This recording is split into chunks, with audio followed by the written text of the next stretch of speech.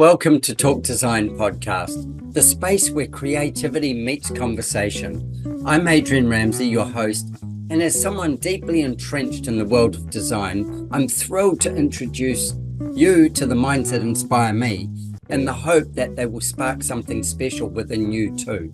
From a design past crafting women's swimwear to pushing the boundaries of performance sportswear, from mountaineering to international yachting, to implementing systematic innovation solutions that transcend boundaries in aerospace industry. My heart remains rooted in architecture, and exploring the emotional tapestry woven by built spaces is my fascination. My journey in design has been what can only be described as a life of design. I want to thank you for lending me your ears. I'm eager to embark on this next episode together. My guest on Talk Design today is Paul Menzel from Philadelphia Table Company. Now that means he is in Philadelphia as well. So with that, what Paul's passion is about taking wood and turning it into touchstone pieces that stay in your home for your lifetime and into generations beyond. There's a whole lot of stuff in this, from giving back to the planet, from caring about the planet, from taking artisans and grouping them together and making these artisans into a cohesive team that brings meaningful, beautiful furniture into your home. Paul, welcome to Talk Design. Thanks for having me. Hey man, I'm really excited about this because I love good furniture, and we were talking just before. I love the process of seeing artisans work. I think the artisan work is fascinating, and there's so much within furniture making that is handed down skills. So, as a first kind of question with this, I'm really keen to know, well, how did you end up being a furniture maker? You were a little kid.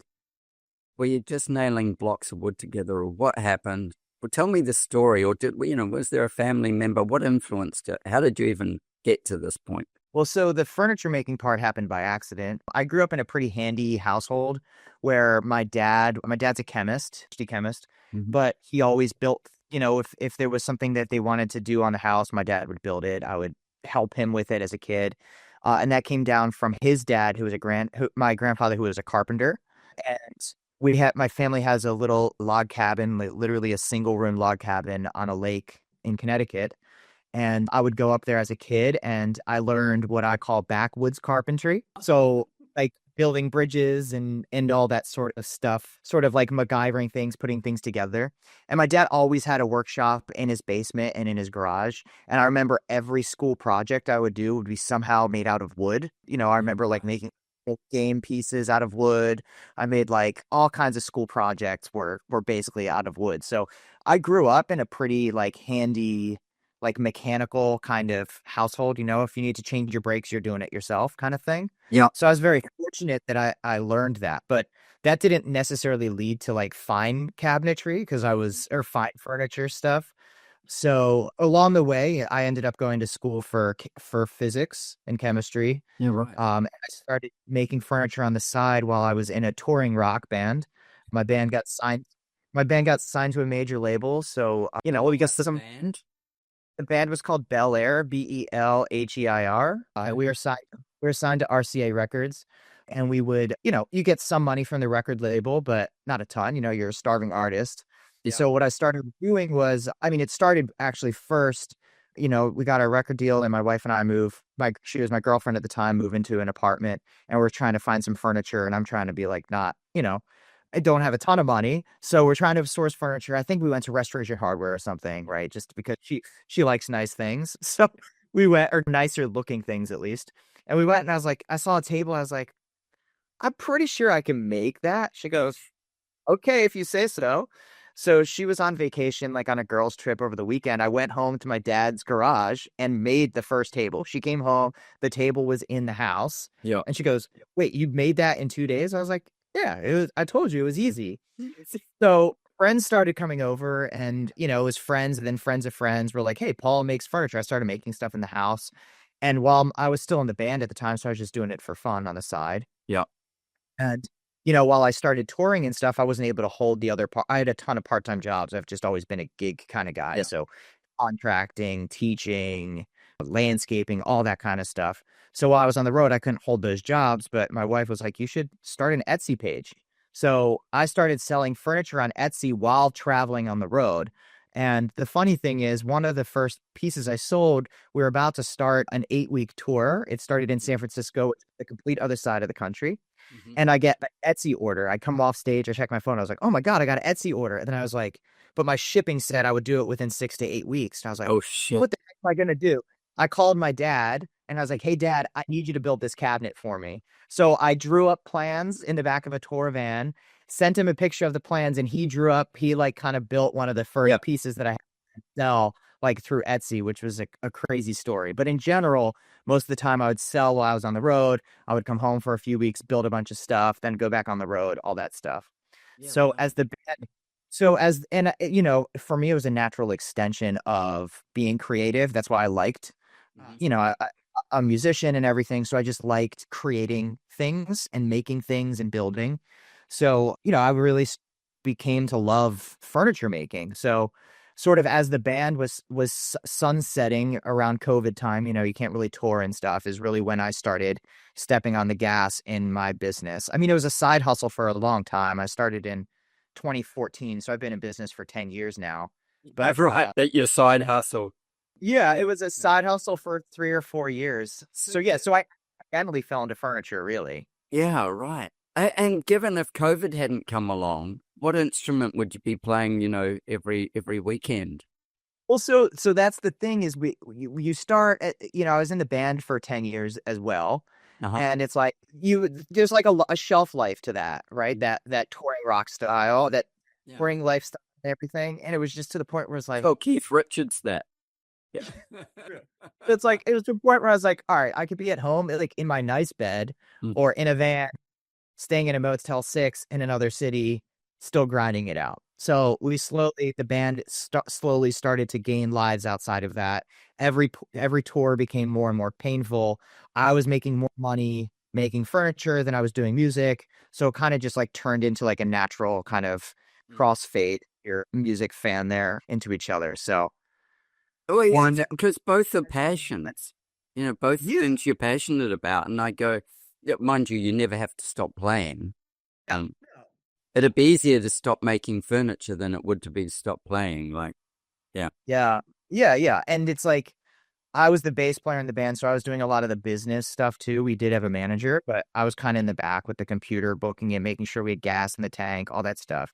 So like all of that business acumen sort of was a natural extension into building a custom furniture business. And I jokingly say I want to write a book that says everything I know about business I learned in the back of a tour van.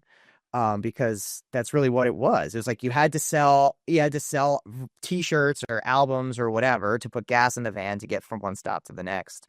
But in that world, it's like if you don't write a good 2 + 2 doesn't equal 4 in music. Right. 2 + 2 = 6, maybe 8, maybe 7. Who knows? It's about how lucky you get, if people like the songs or whatever.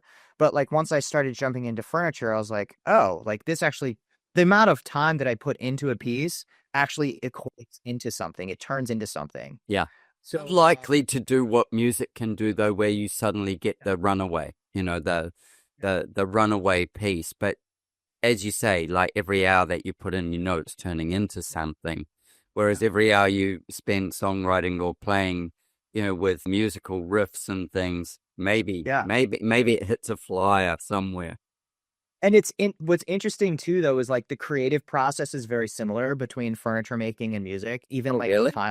even like the timeline of it too, because it's like you come up with an idea first, all songs start with an idea. Sometimes you have a great spur of a moment idea that comes to you if you're a songwriter and you rush through it to get done. Same thing with furniture making. It's like you jot it down, you go, oh, I'm going, and then you just like go with it and like just start making this stuff kind of like off the top of your head, and there's like room for improvisation and all that stuff. And also it's like I have ADD, so I need that task completion.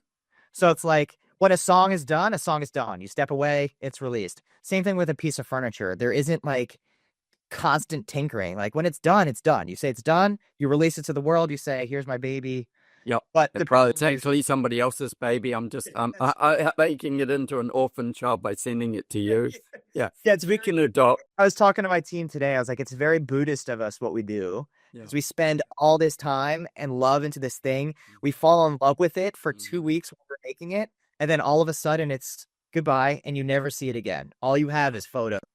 Yeah. It's sad in a way, but it's great in a way. It parallels a lot with designing a house for someone. You know, like I was laughing with somebody recently about they were saying they were going to come and visit me. And I said, oh, yeah, okay, cool. And they said something about, can we see some of the places you've designed while we come and visit you? And I said, yeah, there's a few in our neighborhood I can drive you past. And we were joking about like how many different places that they said we don't want to go on a tour where we just see all the houses you've done.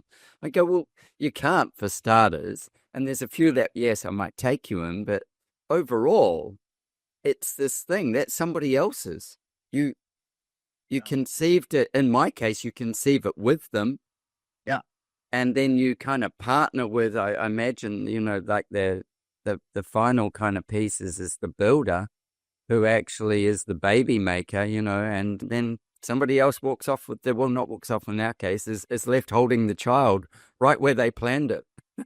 Yeah.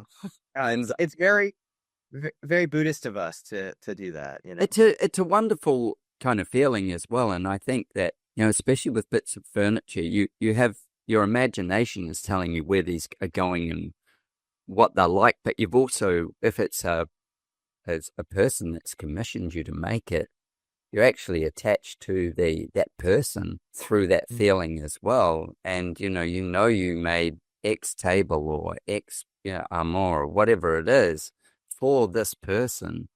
And there is a connection to the piece, whether it ends up in one house or 10 houses over its lifetime.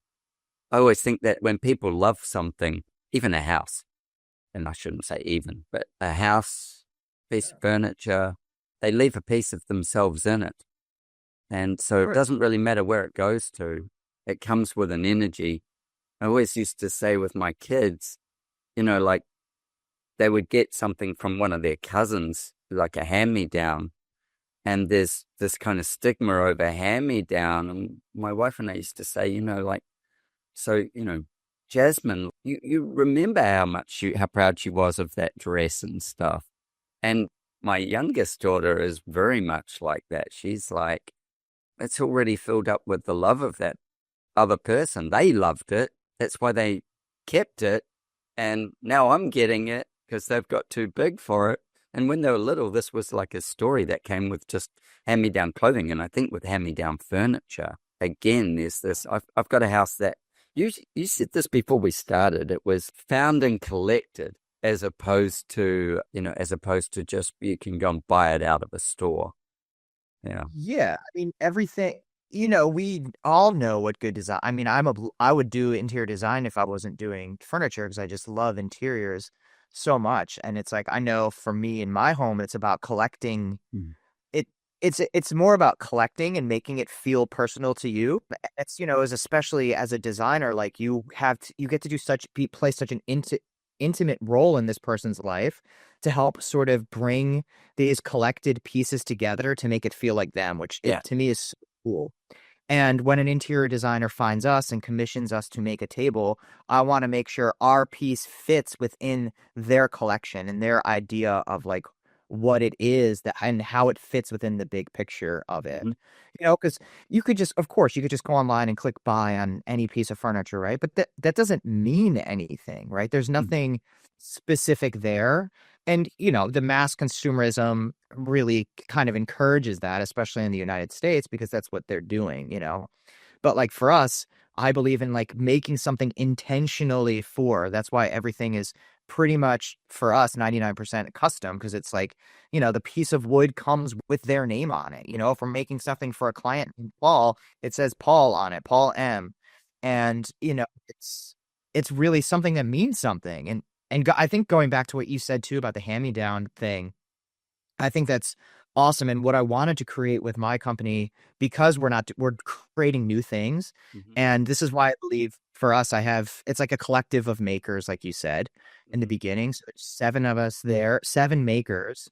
We have 12 total employees, but seven makers, and each one of them is making the piece top to bottom. And I talked about this with my team on Monday, where I was just like, all of you guys, like you know the difference between a piece and, it sounds woo woo, but something that's made by a specific person, like you said, it has the energy and love that goes into it.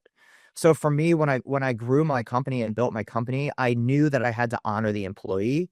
I didn't want to I didn't want my employees to be cranking out on an assembly line. I didn't want them, one guy, hey, you're the tops guy, you're the base girl. Like, no, no, it's top to bottom. They're putting their heart and soul into this. They care genuinely about this piece. And you could feel it in the end. Like their fingerprints are in that. Like the wabi sabi energy feels right. And that's why I say, like, to this day, like I have full confidence to put one of our showrooms up against any one of the big showrooms in the world. Because when you walk in, you're gonna know and feel the energy that's coming off of these pieces. And that's how I genuinely feel. Yeah, yeah, yeah. It's not a marketing speak. It's like it's part of this. It's part of how it feels to be in that environment. So going with that piece, you have to build a culture where you're empowering people a lot, and you're taking, somewhat like the production model and going, okay, it's a one-on-one production model.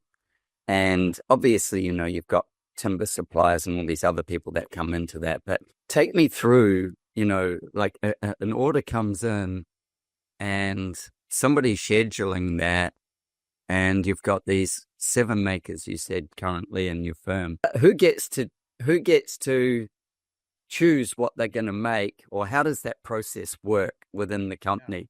Like, does somebody go, oh, that's me, I want to make that one? Sometimes, I mean, it's a little bit of an arm wrestle. I mean, the people who are there the longest obviously have the seniority over the project. Uh-huh. But a lot of times it's like the different makers have different skill sets that they know they're really good at. Like, for example, today we have one of our makers is amazing finisher. And we had this beautiful piece of Bistain walnut, this huge slab. I was going out to Montana and I was like, we need to put the maker on this that's going to really make this piece sing. So we put Cleo on that piece because we knew, but then we have other ones who are super technical where I'm like, hey, this has a technical slide. This needs to work flawlessly. So that's going to go to zip, and sort of like that's how they sort of get pieced out. And then every now and then they'll look ahead in the queue to sort of put in a request or see a slab come in and be like, hey, I want to work on that table. Yeah. But we do a good job of kind of spreading the love around, as well as, like we were talking offline, is like bringing people in and training them too. So it's like there are definitely pieces that are a lot harder than others. So some of the greener makers are kind of starting in a different place. Yeah, right. So, and yeah, that was another point that, in this culture, you've created a environment where everybody's like got everybody else's back, where everybody's lifting up for one common cause. And I think the difference, like between, in my experience, between when you have production line versus artisan, I'm going to say nose to tail, but, Yeah. floor to top or whatever it is. I think the difference there is that they get to be very proud of their work. Also, they can work with somebody else's expertise where needed. They can grab the skills from those people. If they go, oh, how would you do this? How would this, is there a better way that you can think of how I might do this, or see each other's work and collaborate to get the better outcome? But at the end of the day, they've got ownership over the piece. Exactly. Yeah. I don't know whether financially as a business it makes more sense in this line to go, oh, production line, even when it's more bespoke, or whether it's stay single. So it doesn't. I tell everybody we're playing the game on hard mode. And that's why big companies don't do it this way. That's why Henry Ford invented the assembly line. But to me, I was just like, just because we've accepted it a certain way for so long doesn't mean it can't be done. So for me, one of my missions is also to start this revolution of, hey, we need to honor the employee, because in an assembly line, it's like you're just one other cog in the machine, right? Sure. Hey, Joe's out. We're gonna put Matt in, right? Yeah. It doesn't matter. But like, I'm trying to sort of rework the system. And I've told my team the other day, I was like, this is an experiment and we're set out to prove to make that this works. Yep. Cause like, I want people being like, this is a new great way of doing this. And I've always made my life harder. I mean, I was in a rock band. I chose physics. Like, it's the ADD in me, right? If there's a path that's paved, I'm gonna go with the path that's not paved. That's because there's a path that's not paved as well, or I could make my own.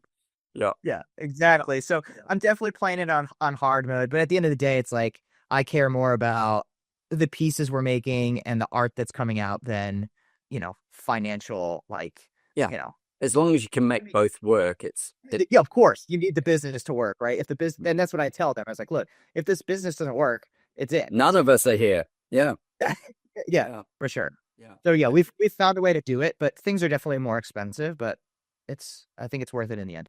Well, I think you it's a difference in what you're selling. That's probably the thing. I really like that part of it because, I know I've sat in my studio and said to my team as well, if it doesn't work, then none of us are here.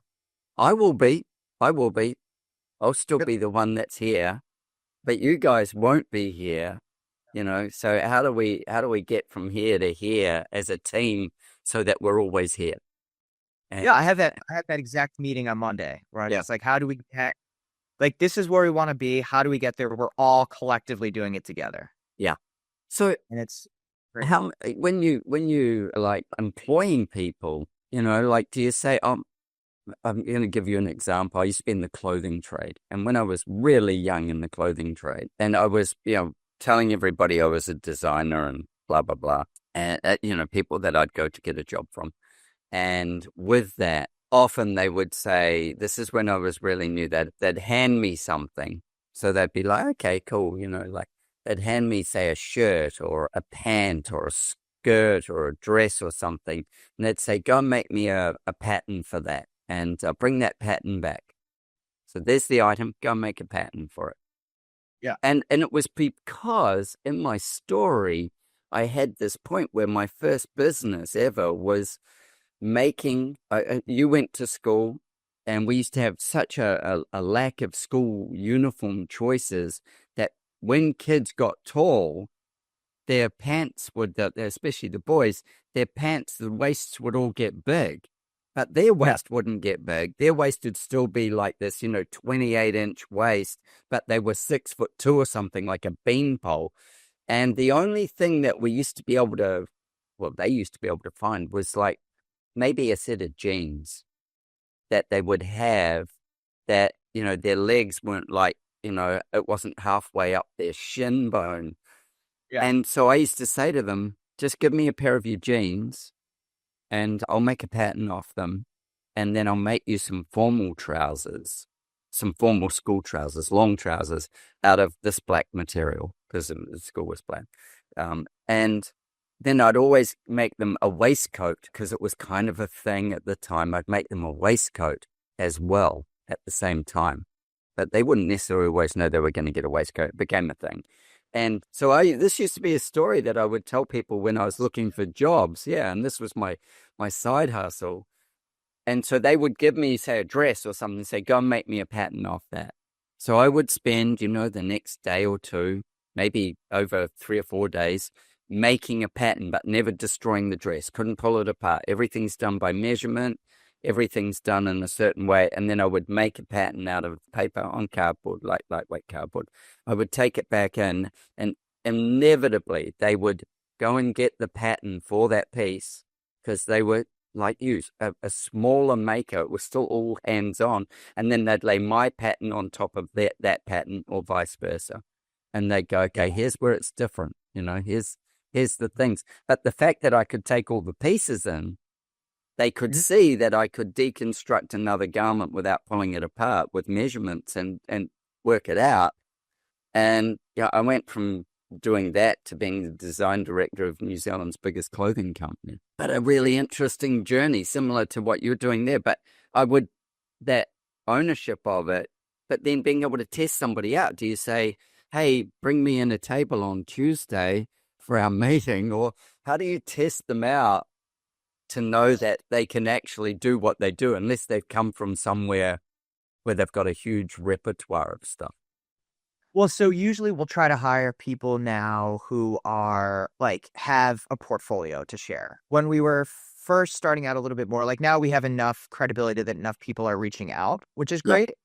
So I think that that's been great. But early in the early days, I was more interviewing people for. There's this author named Jim Collins who talks about growing a business. If I was just trying to find the right people on the bus, and it was like you kind of, you know, not vibe because you don't want to hire on vibe because then you end up with like a monoculture.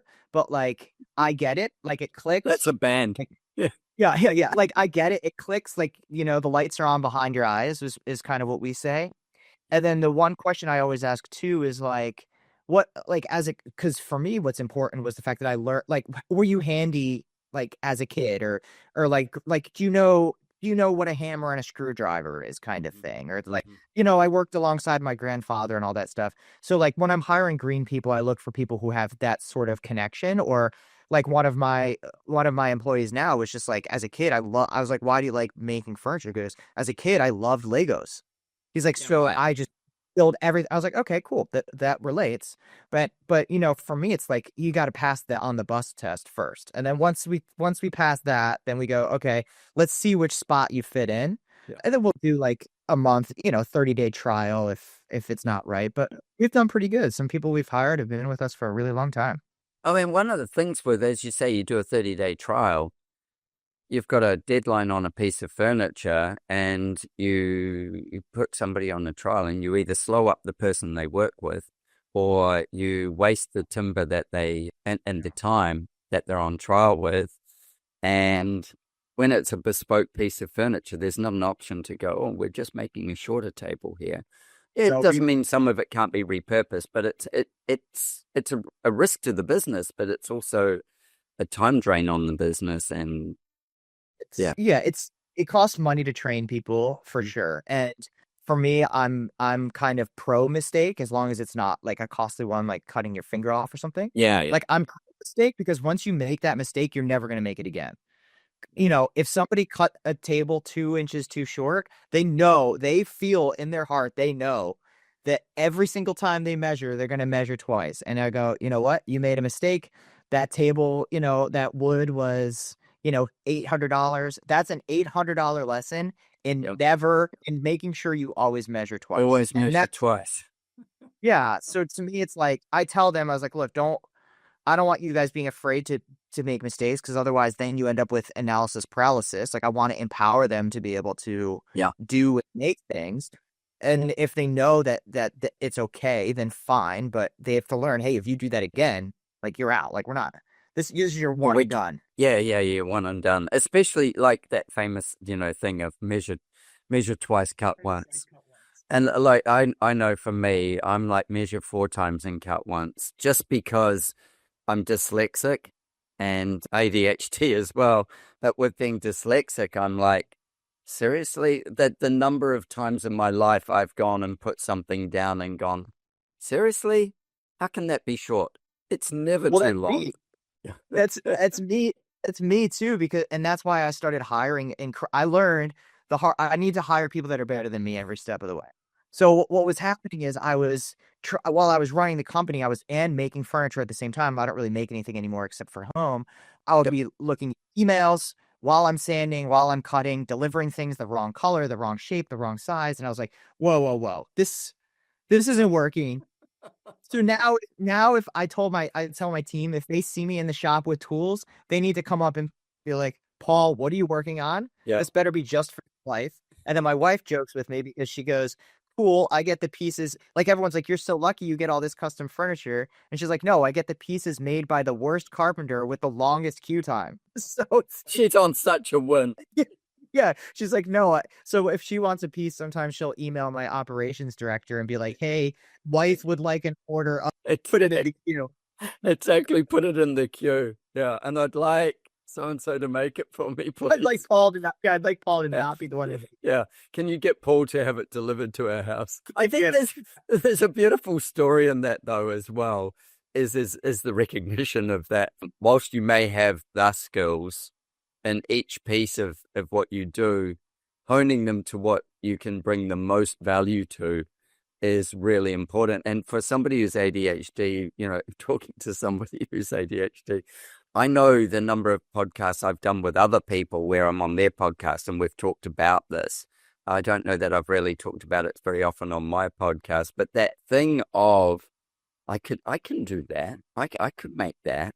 And at some point going, but why would you choose to be the least skilled person making something that's of that importance? Yeah, of course. And for me too, even on the office side of it, I'm kind of a messy desk entrepreneur. Like my desk is a mess all the time. So my operations person is like 12 out of 10 in like the organization. So like I need that in my life because of the ADD. It's like I'm just running around doing everything, Yeah. So I need people that help kind of bring me in with that. I get that. Yeah, I so get that. That's if I a lot put of business. I think a lot of business, I think a lot of entrepreneurs as well, because of the fact that we're used to spinning plates. We're used to, being this person there and this person there. Yeah. It's the only way that you can kind of get to the point where you've got enough to be able to employ somebody else to do something. I have this thing where if I put a file away, it's gone. It's like disappears. For me, my wife was like, "Why is all this stuff out?" I was like, "Because then I know where it is." Yeah, exactly. If it's not out, it's not real. It's I really struggle with the computer like that. And even things like, so the computer, all the files look the same. Yeah. They're not different colors. They're just different names. Yep. Well, they're hard enough to read already. So it's like, I go, it's in here. Now, sometimes people ask me, some of the team, where is that? And I'll pick up my laptop and I'll shake it and I'll go, it's in here. Okay. And they'll go, well, just send it to me. I go, I wish. It's in here, but I'm not sure where it is. Well, can you just search it? Maybe I can.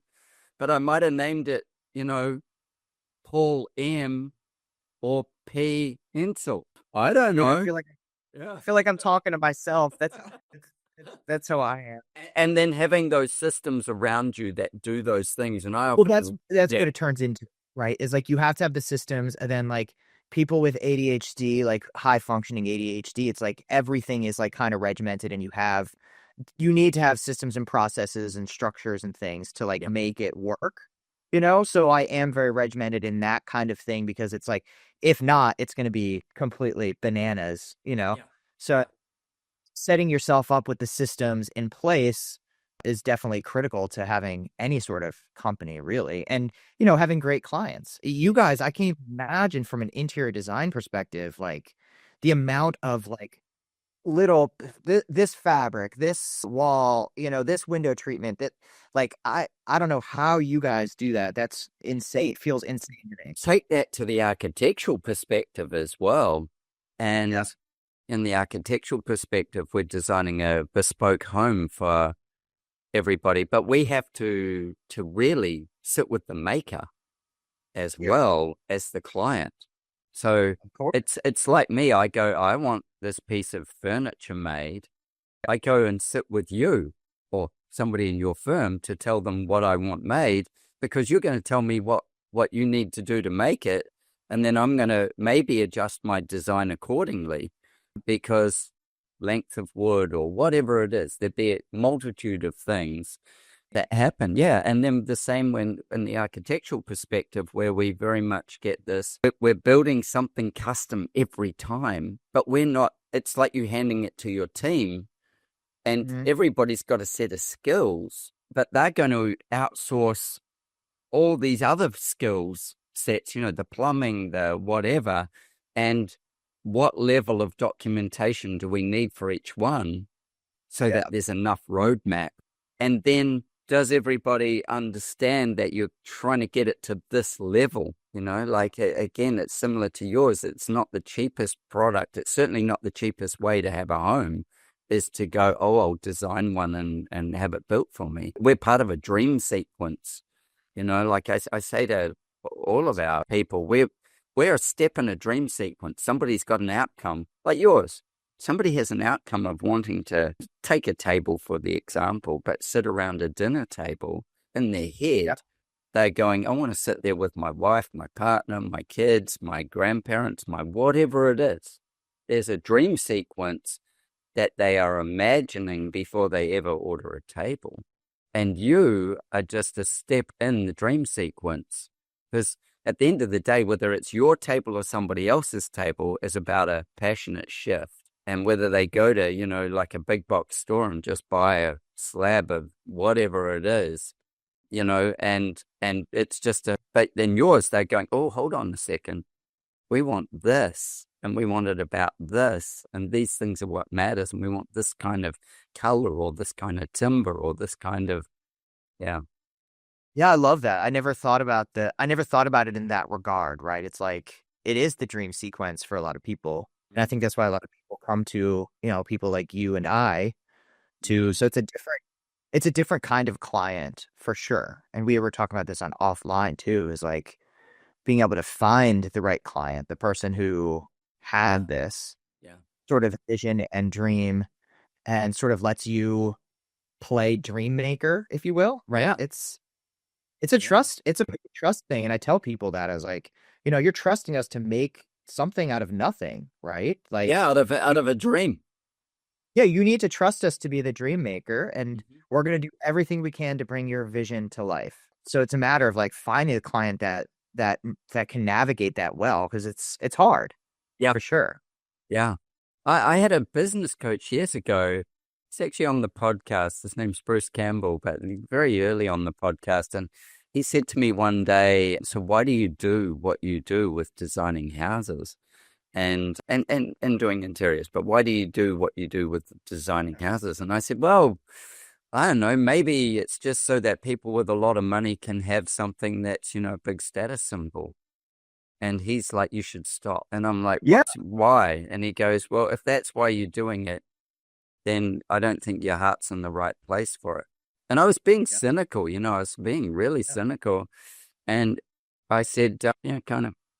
And he's like, well, can I reframe that for you? And I'm go, go for your life. I'm sitting back, arms folded. What can I learn? Oh, I can't learn anything because I can't even hear what you're saying. And he said, so maybe if it was that you take people's dreams and their beliefs and their values, and you take those and you create something that's a home that they are going to live in and maybe bring up their family in, and that they're that's going to give them safety, shelter, security, community. He went through all these different things. And when they leave that to go to the office, or if they work from home, whatever it is, they're in a space that they feel was about them, for them, creating an environment that supported them. And he's like, how does that fit with you? And I'm like, yeah, it's good. Like, real like me, just like trying to non-engage. And then I sat with that for a few days and kind of went, that is what we do.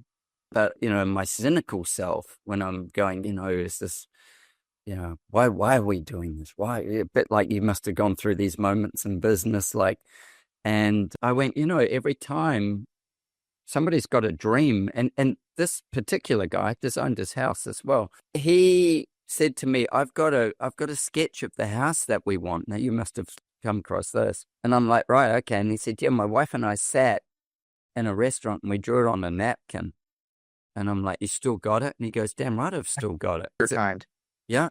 And I mean, the sketch of the house, I've got a photo of it somewhere because I gave it back to him, obviously. It was like, 6 boxes just drawn on a piece of thing. And this one was a bedroom, and this one was a dining room, and this one was whatever. But when he gave me that piece and described what each piece was about, he had a dream sequence for every room and every piece. And I'm like, wow. And I'd already been with him for a while before I did this, designed his house. But it was these clicking moments of, we're just a step. We need to be a foundation step in the sequence of getting them to their dream. It's not about us, it's about getting them there. And can we be a foundation stone piece that they can put their foot solidly on, and that moves them to, in our case, the builder.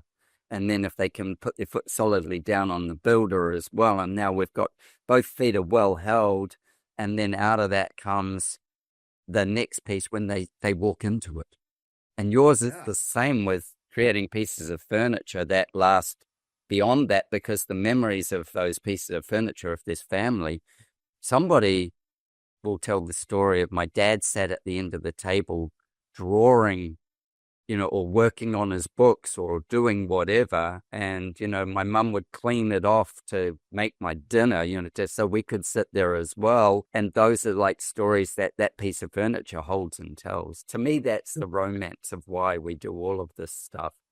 This busyness. Well, yeah, you brought up a great point though, which is like the coming to your why. Like there are moments, of course, every business owner wakes up and go, why the heck am I doing this? Right? I could just go get a job somewhere else. What am I doing? Yeah. And I've had a few coaches in the past.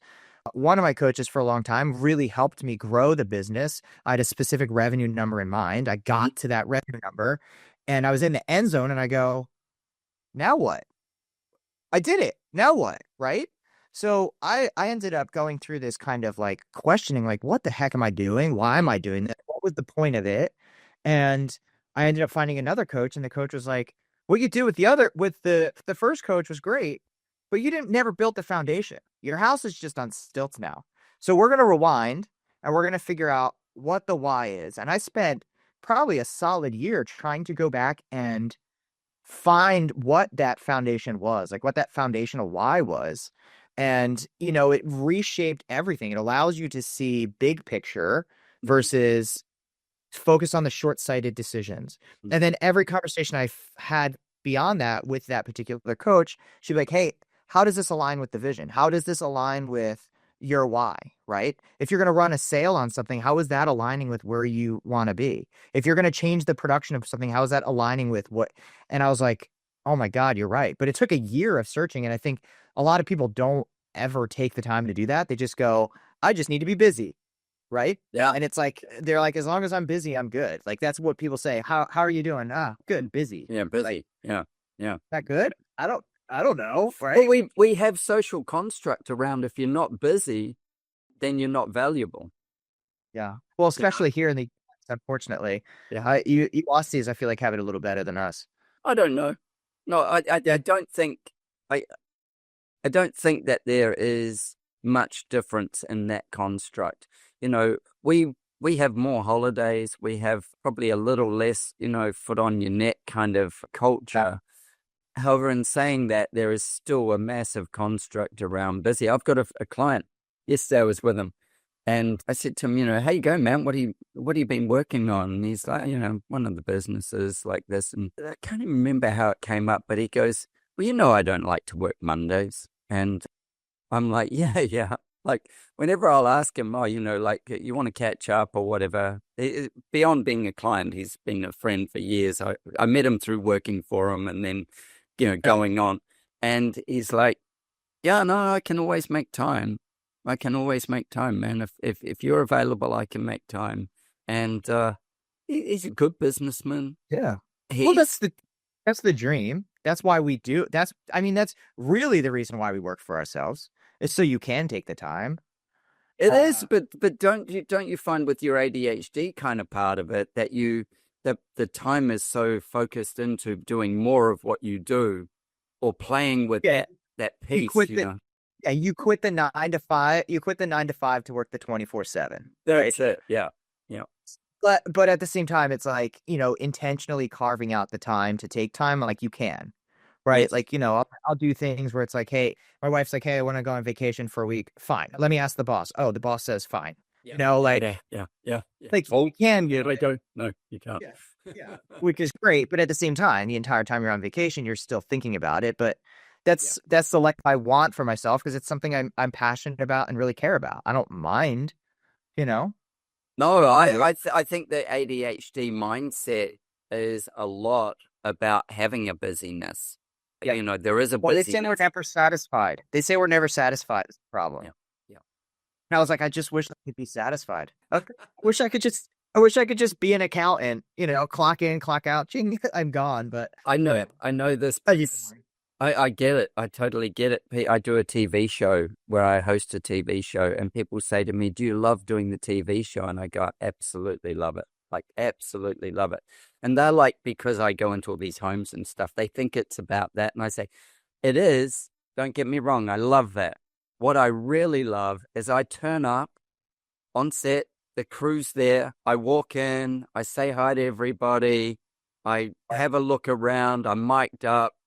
I do my piece, and I leave that set or that house or whatever. I leave that house. I go and get lunch, whatever it is. Either I go back there or I go to somewhere else.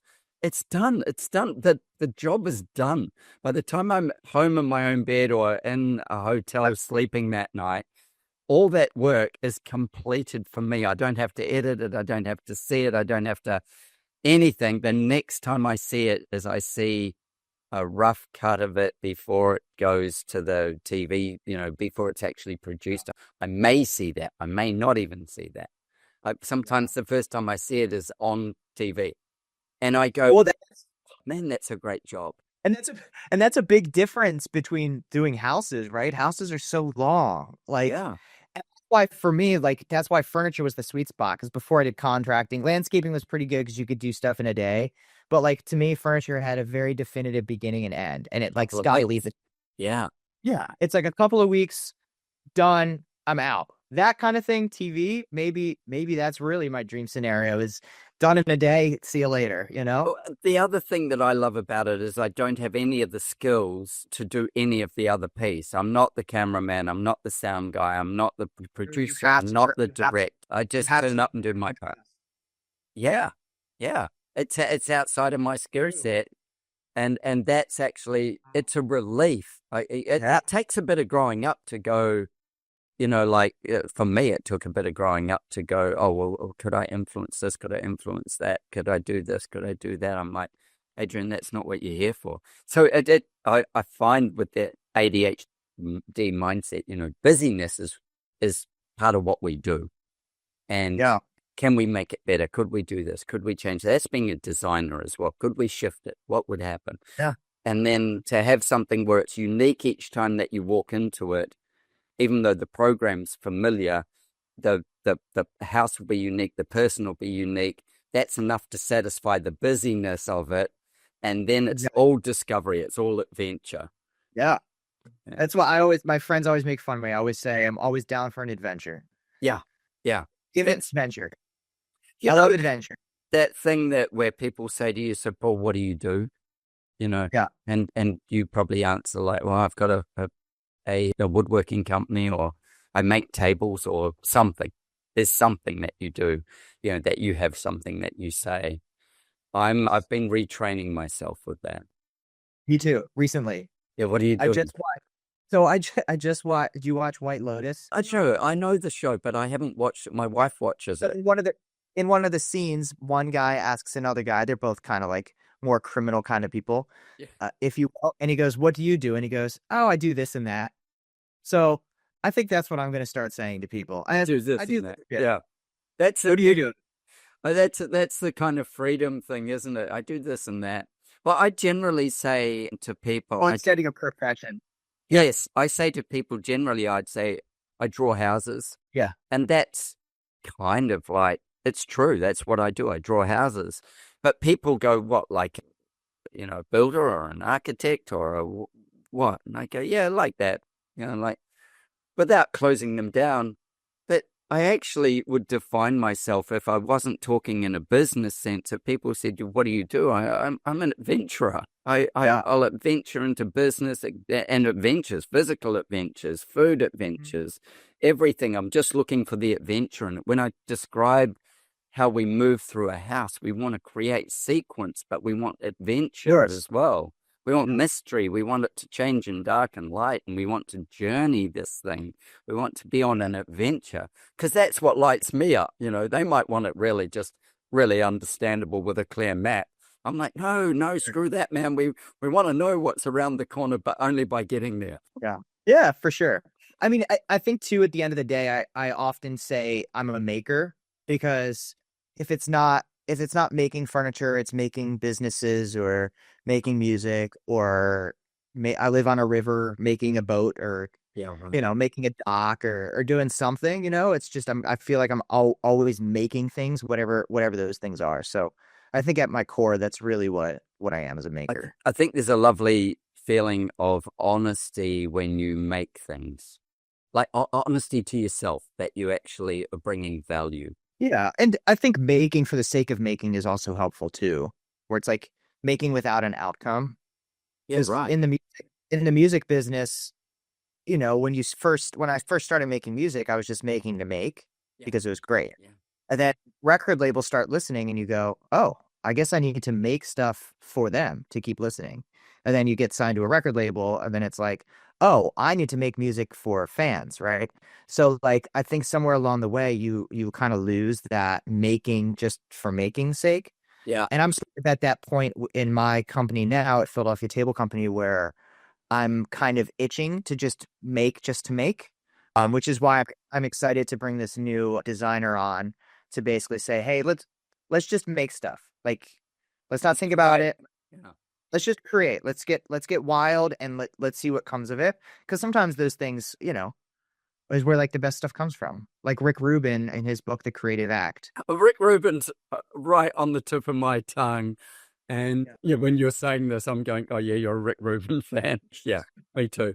Yeah. Well, yes and no. He's had some good luck being that puts him in a good position, but he's definitely very talented at what he does.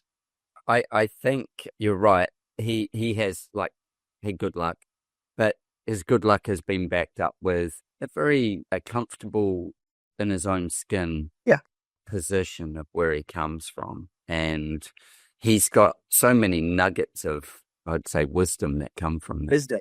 Yeah. Yeah, from making stuff, which is and being a maker, just yeah. There's a book by Seth Godin, I think it is, The Practice, which is about shipping work. Yeah, you know the book. Yeah. I just read. I love Seth. Seth is my favorite. Yeah. And that's kind of like, it's a bit like the Rick Rubin thing of make, because the joy is in the making. And that's being the artist. That's the true artist, is the joys in the making. And Seth's is that kind of step. Well, take that, and then if you want, share that. Ship it. Yeah. Yeah, get that shipped. Yeah.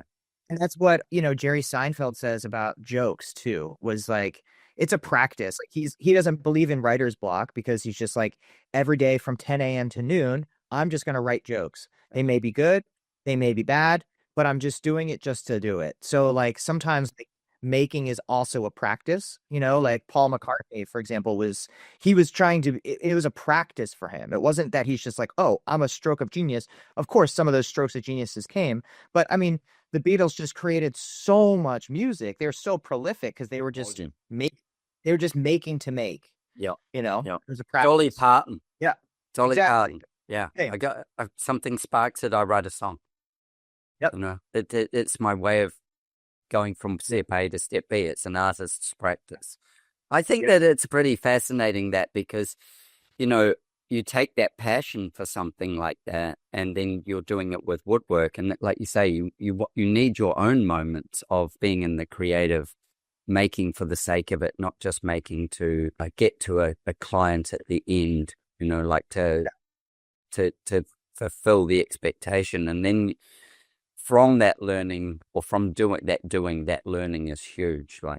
And if a company doesn't do that, and this might be wrong, I'm keen for listeners to challenge me on this. If a company doesn't have a piece where it tries to invent, to create, does it end up just becoming process? Yeah. Flat lines. Yeah, maybe, but yeah, it's just. I'm reading a book. I'm reading a book now called Ready, Fire, Aim, and basically the whole second part of it is that it's like the only way you're going to grow is through innovation, and Jim Collins talks about all this stuff too. Obviously I'm a big reader. Jim Collins talks about all this stuff too, is it's like in his books, Good to Great, is the companies that are constantly evolving and ever changing. are the ones that continue to grow. It suits the ADH mindset. Yeah, yeah, yeah. That's so it's good for me. And making too to making also for me is also like making the business. Like building the business is also really exciting to me. As much as I like making furniture, I think I've really, really enjoyed maybe even more making the business and building a business. Like I love the tinkering with the branding and like the, like all the different ways that you can like help clients and then like hiring people and like all that stuff. I just love like building like a sports team of amazing people and saying, hey, this is what I made, which is awesome. Yeah, right. I like that. That's so cool. That's so cool. Yeah. I think people forget about that. It's like when you're building a business, you're making something from nothing. Again, it's a creative process. Yeah, and you've got it's maybe not as artistic, but it's got a high failure rate as well. You're jumping into something that, for the most part, doesn't work. Like, and if you can get it beyond 2 years, can you get it beyond 5 years? Can you get it beyond 5 years? Can you get it to 10 years? Like it's that thing of, it means you've run cycles of economics, you've run cycles of trends, you've run cycles of all these different things to get to there. And the wealth of knowledge that you pick up on that. I was listening to Daniel Priestley the other day, who wrote Key Person of Influence and a few other things. And he's like, the mountain you stand on. And you think of the mountain you're standing on now compared to the mountain you were standing on when you had one table selling on Etsy. Yeah. Yeah, you never know where it's going to go too. To me, that's the adventure. That's the exciting part. Yeah. Like who knows? So with having a new design person coming into the firm with you, what do you see will happen? So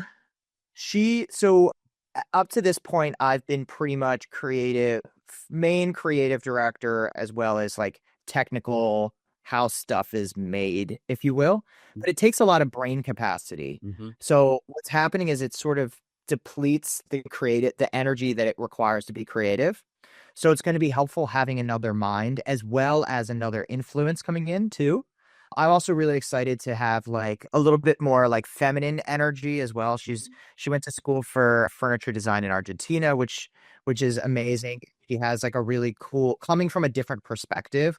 And I always love, this is why I love podcasts. I love talking to people, learning about people, hearing different perspectives. So like if I can find a way to kind of combine the perspectives, that to me, that's amazing.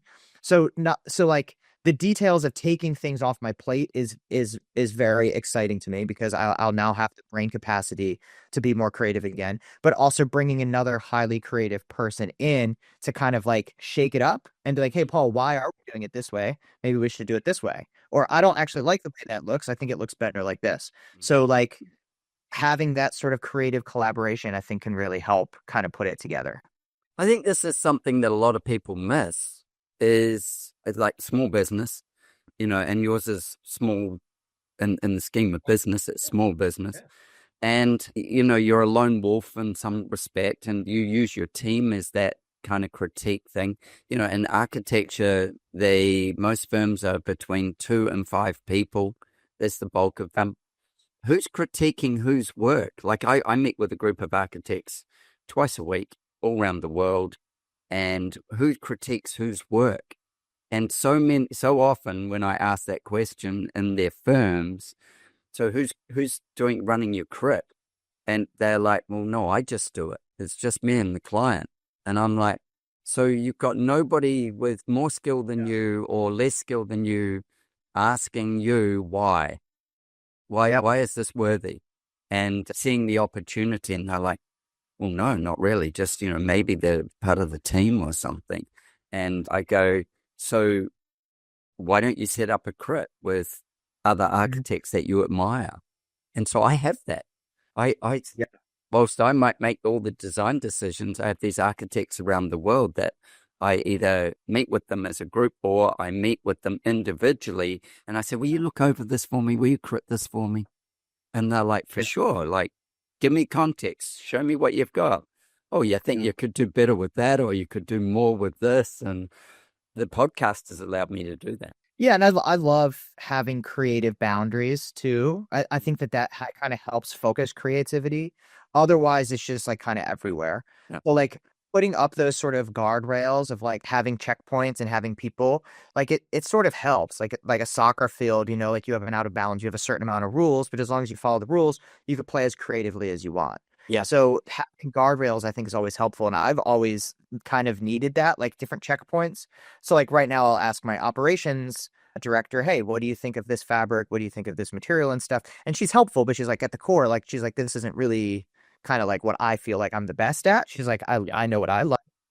So, and then I'll ask other members of the team, what do you think of this design and all that stuff? But I'm excited to bring somebody who's like quote unquote trained in that, as well as experienced in it. The experience, as well as have the same sort of aesthetic vision of like where I want to go with it. Yeah, that's awesome. That's awesome. And so what do you see that will do for the company? What do you see the end? Well, not for the company.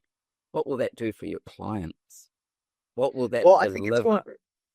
I think it's going to deliver things that are more uniquely different, more pieces that are found, things that are a little creatively outside of the box, hopefully, as well as be able to bounce their ideas off of somebody else who's done it a bunch of times and is trained in furniture design. I was not trained in it. I just look at stuff and I think stuff looks cool and I go, hey, this looks cool. Let's put this together. Right. So yeah, I mean, from the client perspective, I'm really excited. I'm actually even telling a lot of clients about it now, that I'm like, hey, wait a week for designs. I have a new designer coming in and they're excited about, learning how she can make the thing better, Yeah. Yeah. I think that's exciting. It's exciting for your clients. And it's exciting. It'll bring probably a lot of energy so that that your energy will be internalized from the firm as opposed to just external, where those other elements came from somewhere else to start with. Exactly. I think that's awesome. Really, really awesome. Hey, let's share your screen and take us through some of your projects. So if you're just listening to us talking about all the crazy things in business and the books, and the ADHD piece, and then this is what we're really talking about is the Philadelphia Table Company. What has been done to create this, what Paul's done to create it. We've got the story of that. And we got a story of where it's going. And with that, if you go onto YouTube, you can watch some of this now and have a look at some of the items that they've made and what they make them. And so I'm going to get Paul to explain some of these pictures he's putting up and why they're made this way. What's special about a custom handmade piece? Yeah. So this is our Instagram. This is sort of our most up-to-date gallery, if you will, of pieces we've worked on. This piece in particular, I really loved because, you get clients who come in and sometimes they'll give you a specific budget or they'll give you sort of a specific idea. This is somebody who showed us kind of a few things of, hey, described what their style was, said, this is what I like.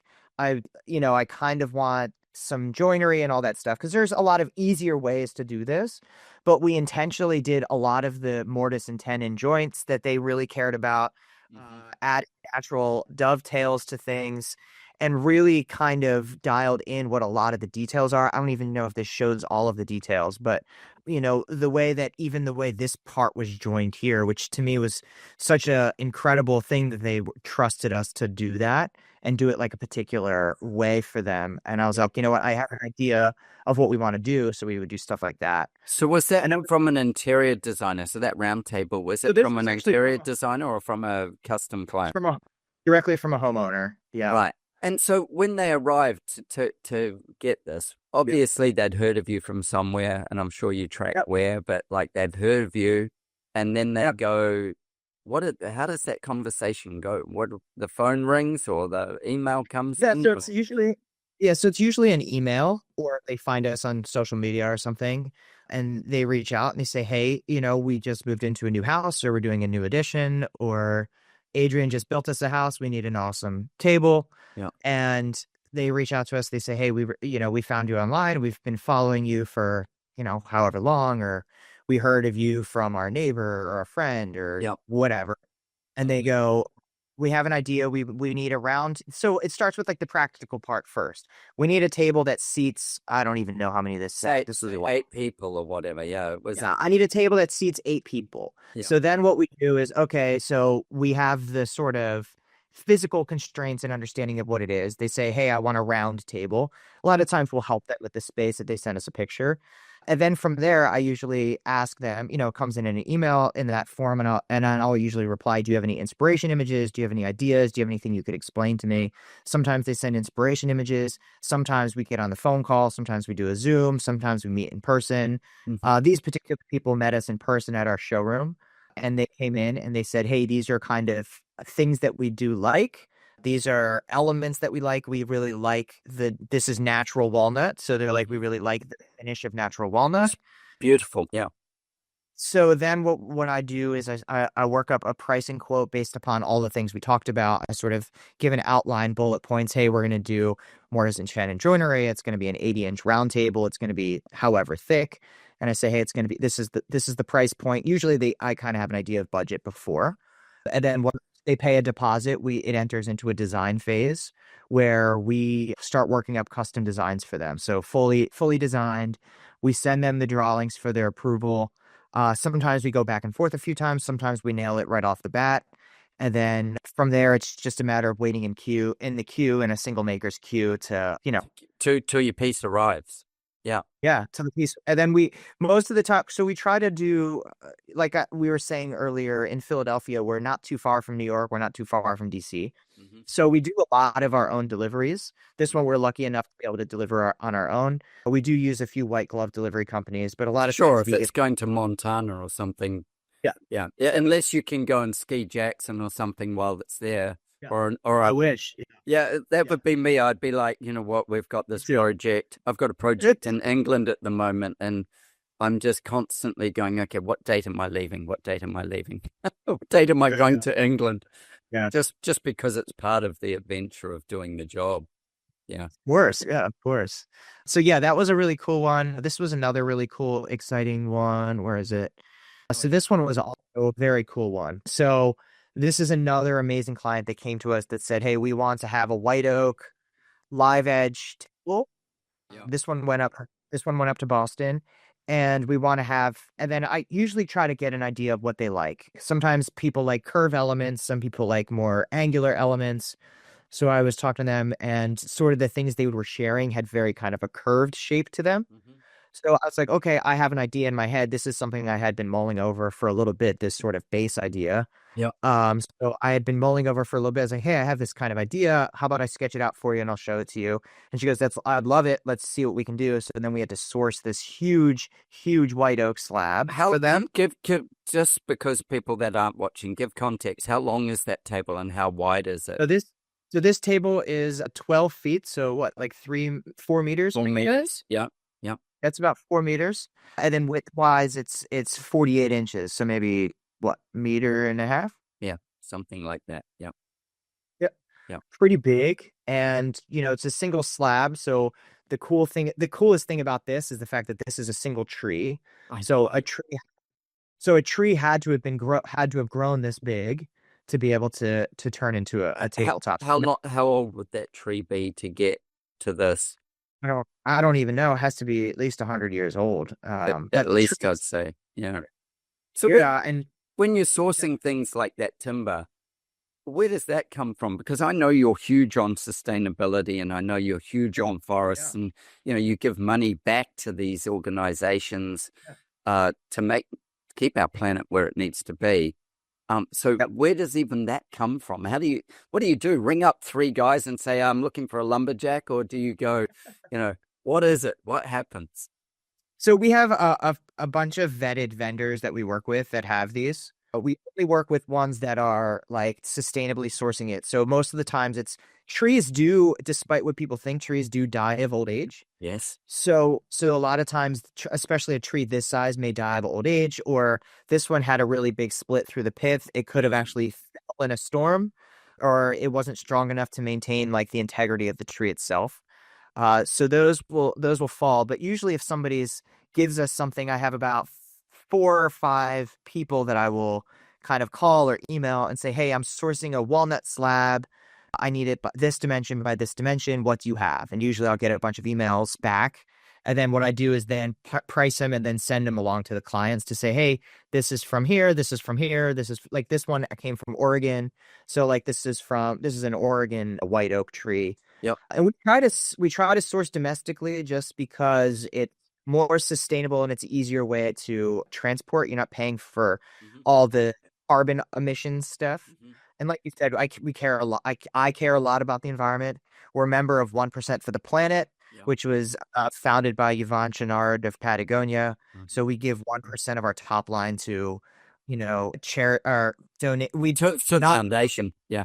Yeah, environmental nonprofits. Yeah. So with a big piece of timber like that, so when you're getting a big piece of timber like that, one of the things in my, limited knowledge of woodworking is timber needs to acclimatize to where it goes.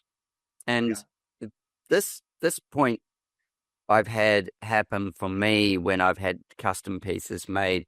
Back in New Zealand, there's certain towns that they will have what we call thermal bores, and the house will be heated by a thermal bore. So the town of Rotorua in New Zealand, which has got all the mud geysers and, all these kinds of things, a bit like being in Yellowstone National Park, not TV show. But, where you've got all this thermal activity coming out of the ground, and the town smells like sulfur. The whole area smells like sulfur. It's a big tourist attraction and things. But with that, some houses have a thermal bore, and because they have a thermal bore, the heat in the house is this really dry heat. And you take a piece of furniture like this that comes, say, from a piece of wood, comes from Oregon, where it's in a relatively damp climate, that Pacific Northwest, and you take that and, say, put it in Phoenix, Arizona. Yeah. Tell me what happens for you with that process, or whether that timber you would try and source it from somewhere where it's acclimatized. And you also know 2 to 3 weeks of that timber sitting, or a month of it sitting in your workshop, it's acclimatizing again. Yep. Yeah, I mean, what happens with that? So it's tough. It's really tough, especially where I live. Our climate is really weird. We get pretty cold, dry winters and hot, humid summers.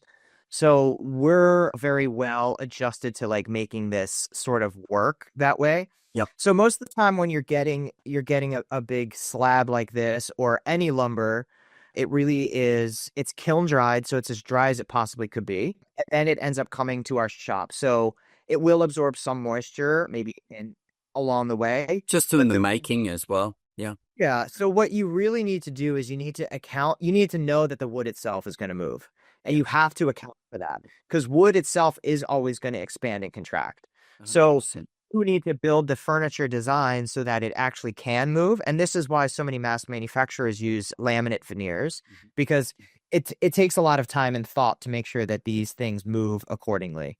The other thing, you finish it to a point where it's like you have to finish top and bottom to be exactly the same finish, because it will prevent moisture from leaving either from the top or from the bottom. So like if the bottom isn't finished and the top is, what'll happen is moisture will release from the bottom, and then the table itself will start to what we call taco. So it'll start to taco out. So you need to make sure it's finished on all sides. You need to make sure there's C-channel. So C-channel is just basically a metal, as I'm sure you know as a builder, just like a C-shaped metal bar that goes underneath. And so that it stays flat, but allows the table to expand and contract.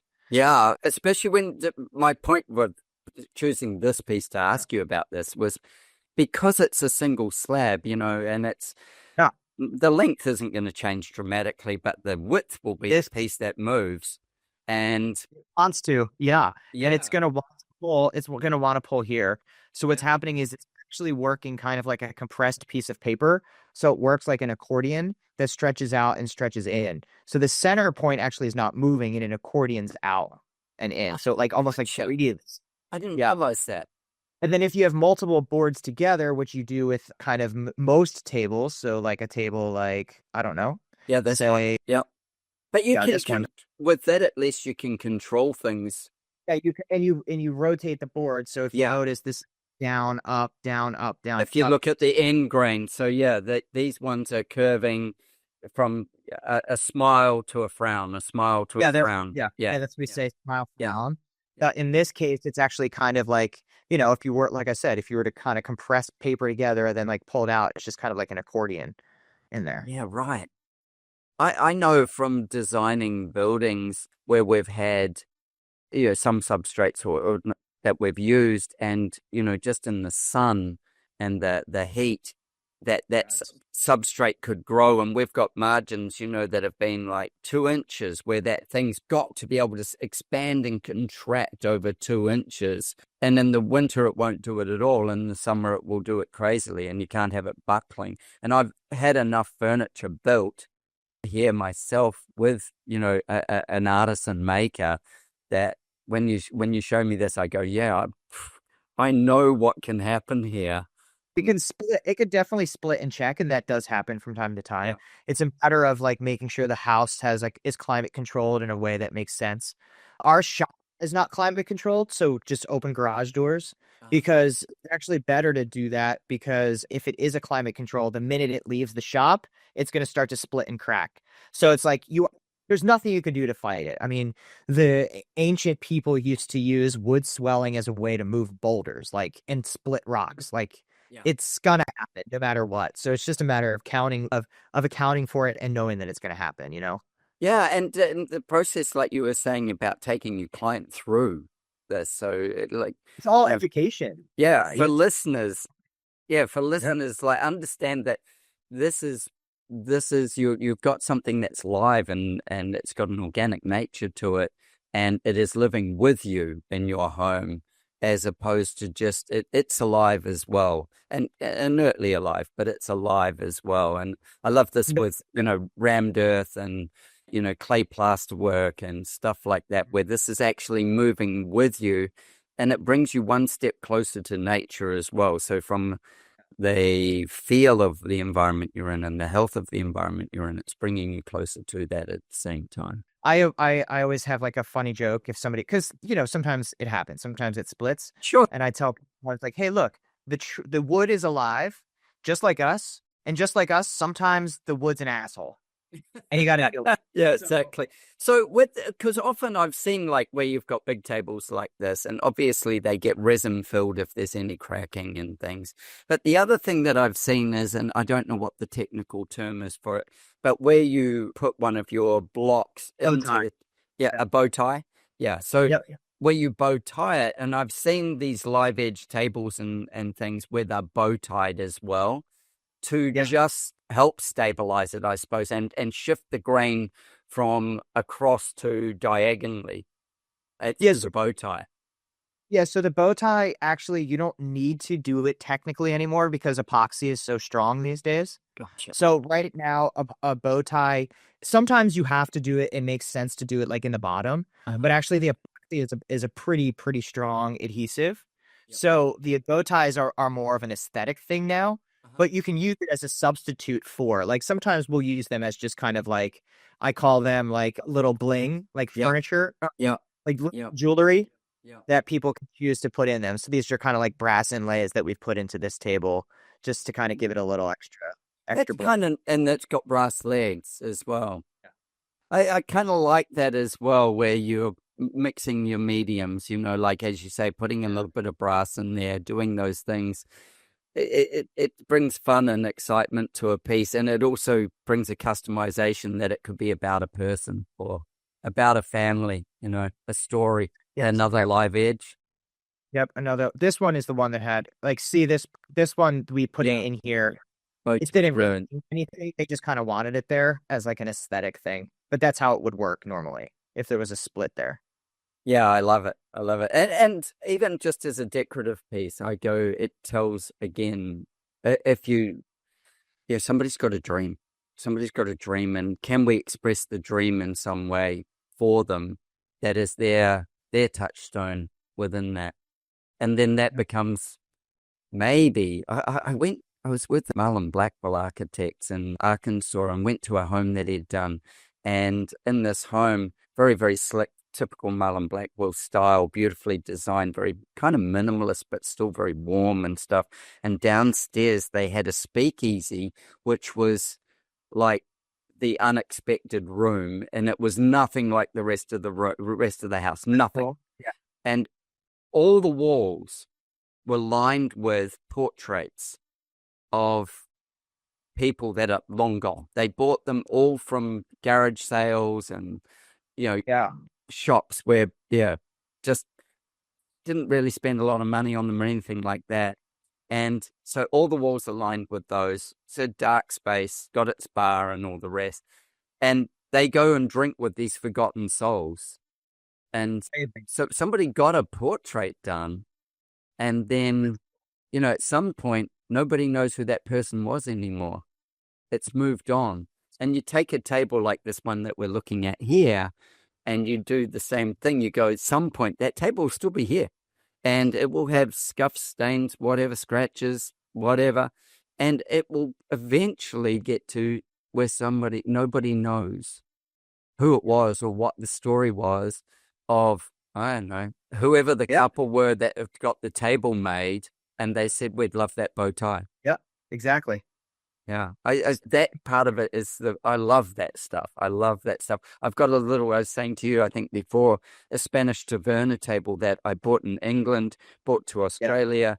It was a few hundred years old when I bought it. And I often think with that table, how many drunken nights or how many paellas or how many, I don't even know, ouzos, whatever it is, were drunk around that table by people. How many arguments were had over it? How many kisses were had over it? How many big decisions were made around that table about how life was going to be for the future? I go, oh, it's incredible. Yeah, for sure. I love it. I mean, the story part of it's amazing to me, always. Yeah, I think, and you're building these pieces that will last. And so the story is, So show me some other, some things that you go, oh, wow, this was an unbelievable piece or something that, okay, yeah. This is cool. So this is another one that I really love. Yeah. So the client came to us, they wanted, this was a interior designer was the client, it was for themselves. What I really love about this piece was they wanted to do a stainless steel top, as well as sort of have some of these exposed finger joint drawers. This is for a kitchen island, a prep table. Oh, yeah, cool.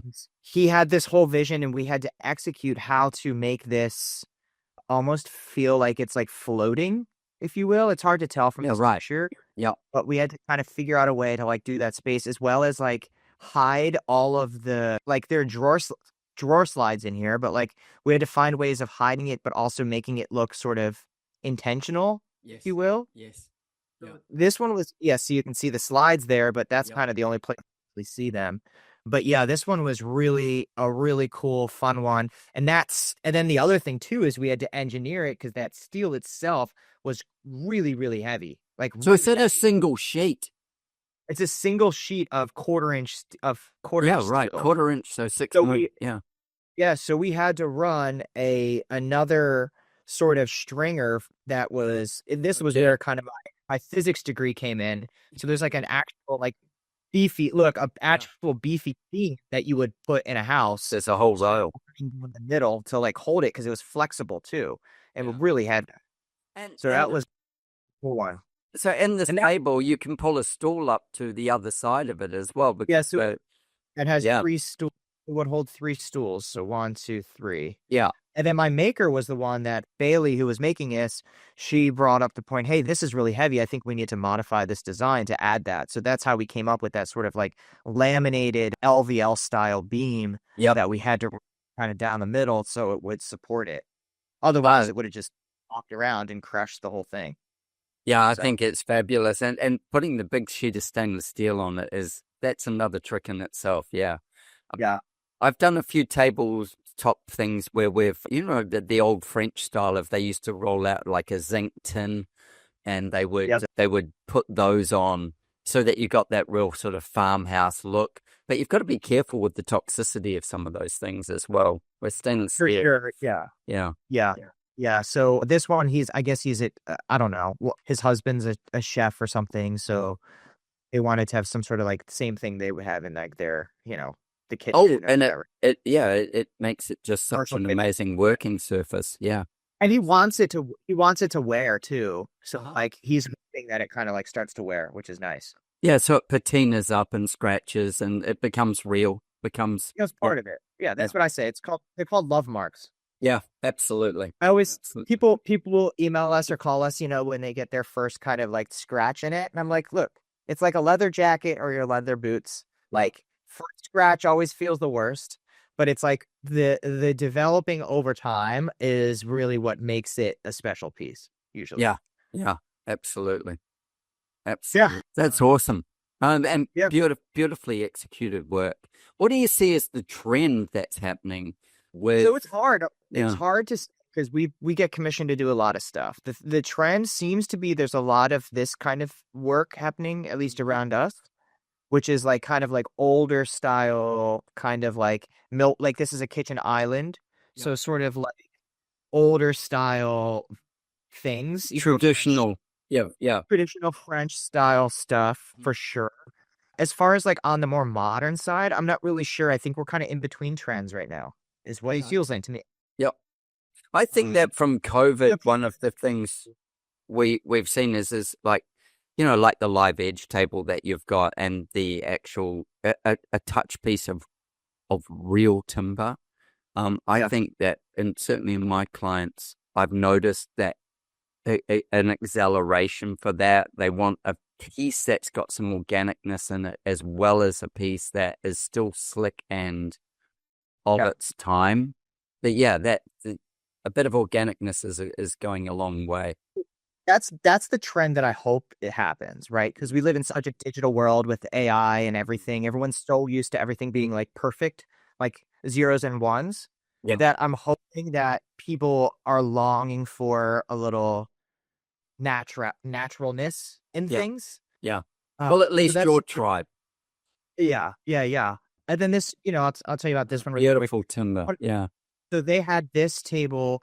We had to replicate it, not replicate it, just the style. She liked the way her vintage grandmother's table leaf worked, Yep. which was So very counterintuitive to how we do it. We don't normally do it this way. And all we had was a little video of her pulling it out. And usually with a draw leaf, the whole top collapses down, and that's the yes. pressure that holds it. She had a draw leaf where the top did not come down. So me and my foreman were like, how the heck is this thing working? We could not figure it out for the life of us. And then we eventually ended up engineering this like crazy feat of engineering where the top can extend without the top dropping down. So it basically has like a fasteners underneath that it clicks and slides into, which Yeah. was Wow. complete insanity. Yeah. But great. Really, it looks really beautiful. And you know that feeling of when you pull the leaves out and the whole piece drops kind of thing, you go, oh shit, and how do I get it back and all those things. Yeah. Yeah. Yeah, this stayed the way it was, which was crazy to me. So we had to figure out how to do it. They also picked kind of like these legs that were a little bit different and wacky, but this was another one that was just a blast to make and figure out how to do. Yeah, that's awesome, man. That's A awesome. ton of breadboards too. And if a ton of breadboards, did you say? Yeah, like Yeah. all of these things that are running perpendicular are Yeah. just so much work. Yeah. Yeah. Yeah. Which, yeah, again, more work, but more detail, more beauty. Yeah. It's really craftsman work, which is fantastic. Yeah. That's so cool. Thank you for sharing those, man. It's Sure. really, really lovely. And your passion for what it is and embracing the adventure with the client. Yep. The client's Exactly. adventure and how do you embrace it? How do you get on that adventure and how do you go with them to get to their outcome? I think that's the piece that staying or not staying in the size, but giving yourself that opportunity to still work with people like that and your team to work with people like that is where you can never do mass production like that because it doesn't allow for it. Doesn't allow for the human connection. Yeah, exactly. I've got a last question for you. Yeah. Nothing to do with your tables. Maybe. All We'll right. see. We'll see. Let's go. whether it be your in your own home or in your workspace or wherever, what is your favorite space and what emotion does it evoke? I have a front porch on my house that overlooks the river. I live on the Delaware River, so I'm between the states of Pennsylvania and New Jersey. And we got two cozy rockers and like a little outdoor couch.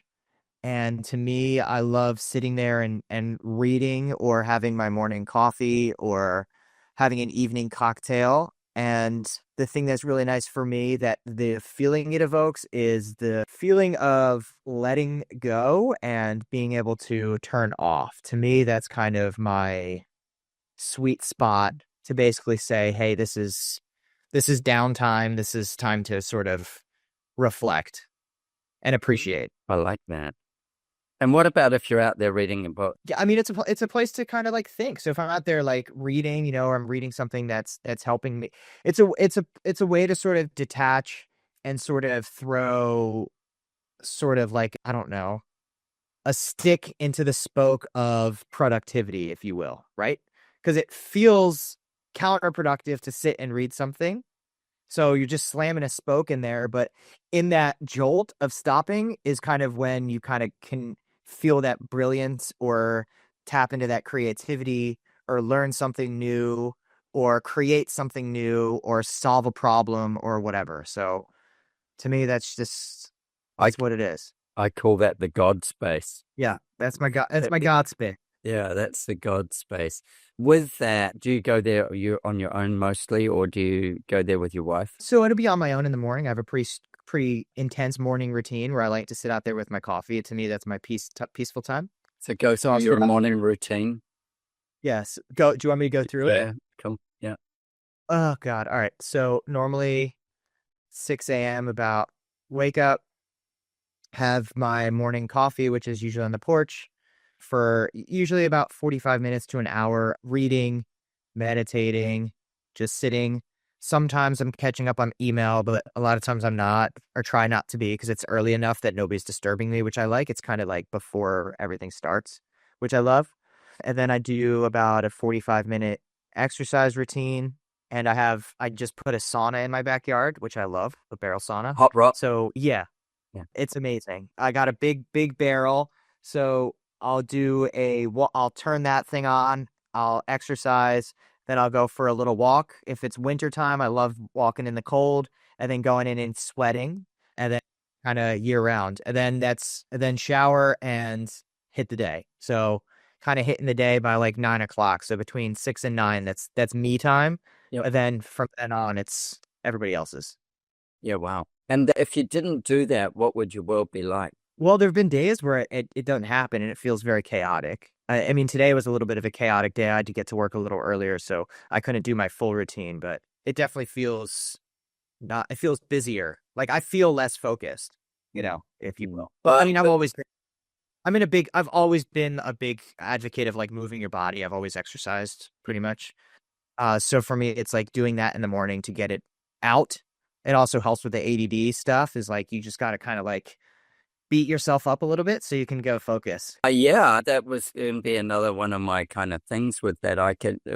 When you were talking about it, I was imagining the movement of the river going by. Even though you can calm the monkey in the mind, the movement of the river going by is like just got enough fidget in it that it's taking space. I've never been good enough to calm the monkey mind. My wife is pretty good at it. She's a good meditator. For me, I'm more just sit there and look at the river. I have gotten better at it lately. I've been doing I think it's like a TM technique, which is like you just look at your phone or watch or something, and then you just don't put a timer on, and you just say, hey, I'm going to do this for 5 minutes. And then you just open your eyes every now and then when you think it's 5 minutes. And sometimes you'll end up going for 8 minutes. Sometimes you'll end up going for 3, and then you close your eyes again, and then you wake up and it's been 6 minutes. Yeah. So I've been doing that, which I actually like a lot better, because if there's a timer in your head, you're constantly like kind of trying to count it down. Yeah, absolutely. Yeah. So if I just say I'm doing it for 5 minutes, then I'll randomly look at my phone. A lot of times I'll end up going over. Like I'll do like 6, 8, and then I'm slowly trying to work up to it. But the monkey mind's hard. I feel like I always got to be doing something. Yeah. That's why I was asking. And I like the fact of, that using your front porch. And Yeah. the other part with that is that you were saying, you like walking in the cold as well as, those kinds of things. That connection to nature and to natural light and to all those things is like, it's like foundational to what you do with your work. So, you could have told me, I don't know, any place, but that's the place you chose. And then it brings you that time to reflect, which is beautiful. Yeah. I live in you would probably like it. It's a very old house. I consider myself to be a steward of the property. It was built in 1920, so it's 100 years old. We've slowly been renovating it. So it's been pretty awesome.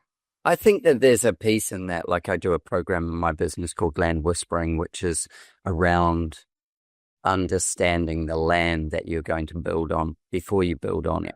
Like having a sense of its energy and a sense of what it has to offer and what it can bring. And a lot of it is that developing your alpha brainwaves to be your subconscious, to be at the front, to be conscious at the, well, still subconscious, but to be consciously absorbing those things. Awesome, man. I so appreciate your time. I've loved the stories. I've loved the fact of what you do and create and how much you care about it. And look, listeners, by all means, reach out to Paul directly. Reach out to me if you want to ask questions with that, or you want to know how to get in touch with him. We'll still post everything so you know how to get in touch with him. Jump on his Instagram and the Philadelphia Table Company. And he does way more than tables. Tables is part of what he does, but tables is like, I don't know if you have it there. I don't know if you have it there, but we have Tractor Supply here. So it's a store called Tractor Supply, and you would think it only sold tractor stuff, but it doesn't. It sells like everything. So yeah, we have stores like that as well. Yeah, but this is furniture that is worthy of your time and attention, and it leaves behind a piece in the world that's actually taking up space that it's valuable. It's valuable. It's adding to it, not taking away from it. It doesn't end up in the tip of the fireplace. It's something that matters. So yeah, man, I really appreciate your time. I appreciate you sharing your story as well. And it's great to meet like another, person who is so passionate about what they do and that the love of building business as well. I really enjoyed that. Yeah. Adrian, it's been awesome. Maker to maker. It's been great. Appreciate your time. Cheers, buddy. Bye, man. Cheers. Thank you for tuning into our conversation. I hope it left you both informed and inspired. Don't forget to subscribe wherever you listen. And please don't hesitate to share your design thoughts with me. It's always a joy to hear from you. If you're like me and crave a deeper dive into design thinking, coupled with a love for travel and adventure, consider one of my architectural adventures. Join me and some of my wonderful design friends and embark on a journey of a lifetime. Apply for an unforgettable design experience at adrianramsey.com. With our clients spanning the globe, I firmly believe behind every great project are great people. If you're a great person and seeking to turn your dream into a reality, I'd be honored to design your home with you. Why not join the ranks of our exceptional clients and let's make your heart sing? Reach out to me at studio@ardesignhouse.com. That's studio@ardesignhouse.com, and let's get a conversation going and make your heart sing.